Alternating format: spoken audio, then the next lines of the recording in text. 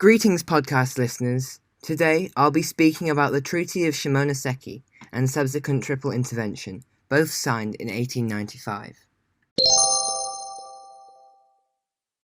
The Treaty of Shimonoseki was signed on April 17, 1895, concluding the First Sino-Japanese War and signifying the defeat of China. It was signed in Shunpanro Hall, Shimonoseki, in the Yamaguchi Prefecture of Japan.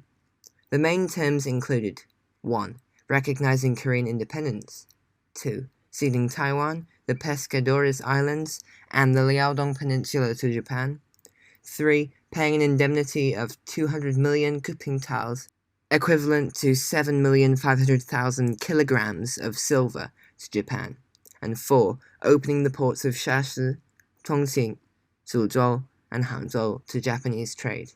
However, Russia was not happy with this, and was supported by Germany and France in creating the Triple Intervention.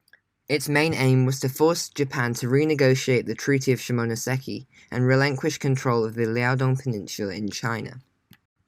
There are a number of reasons for the agreement.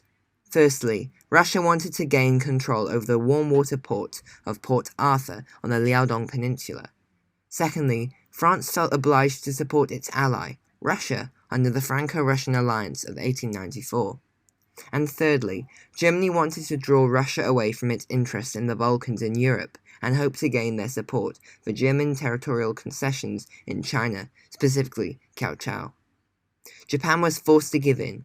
The main agreements reached included that, firstly, the control of the Liaodong Peninsula and Port Arthur was handed over to Russia in exchange for compensation of an additional 30 million taels from China.